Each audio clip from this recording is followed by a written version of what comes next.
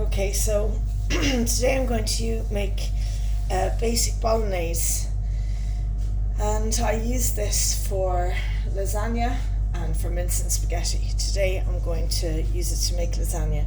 So we have an onion chopped, garlic, I'm going to crush that in a minute.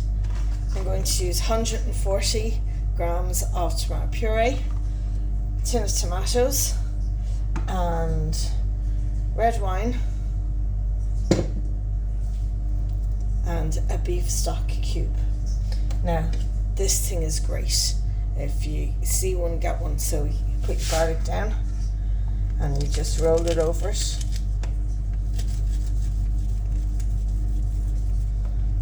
And it completely crushes the garlic very, very simply. It's really handy.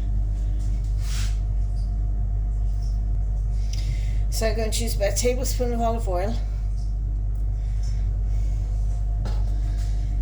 Turn this on high, and then I'm going to fry off the onions and the garlic, starting with the onions and then add in the garlic, then the meat.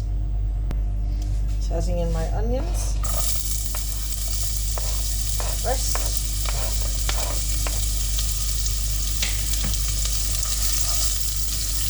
Now it's very important that you season as you go along at every stage really. So I'm going to leave the salt and pepper on these.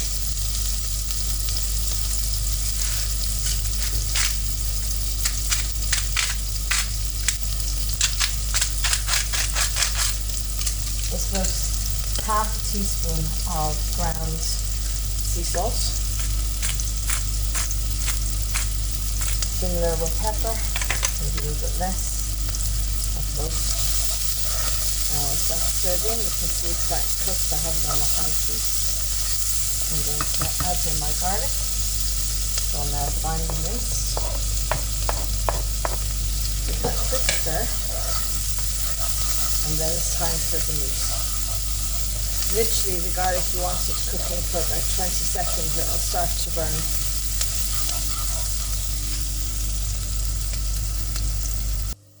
Now I'm adding into this 470 grams of minced beef.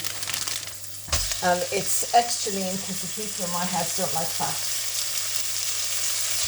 I'm going to give that a good fry until it's like all the strands are broken up and it's nearly like breadcrumb texture and it's browned all over. Okay, the mince is now well fried off, and again at this stage, at every stage, season. Got another quarter teaspoon of salt and same of pepper.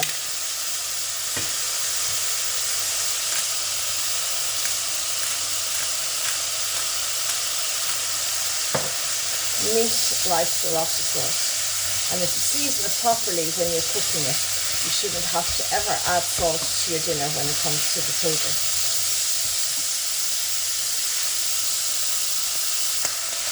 At this point now I'm adding in 140 grams of tomato puree, and it seems like a lot, but I want this to be really tomatoey.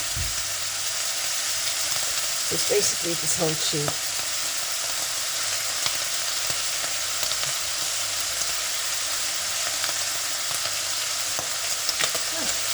That in.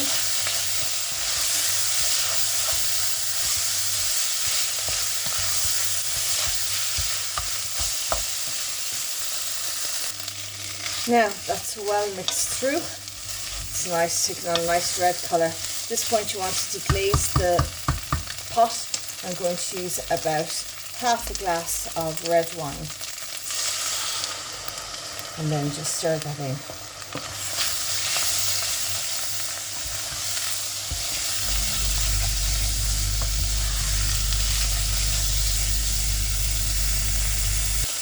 Now this wine is all mixed in. At this point I'm going to turn the temperature. Now I had it up at full at 9. I'm now going to turn it down to 3. So a low enough heat so that I'm going to let it cook for a good while. I'm going to add in the last of the ingredients now, which is a full tin of tomatoes. So that goes in, and mix that in.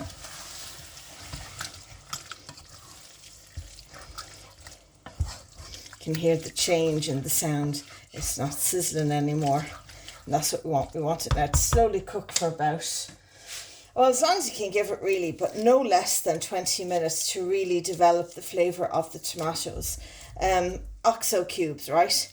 If you pull out the little edges and then crush it while it's still closed, it turns into a little bag. And then you can just open the top and sprinkle it on like a seasoning nearly. Open the top and you can just sprinkle it in. And then stir that in.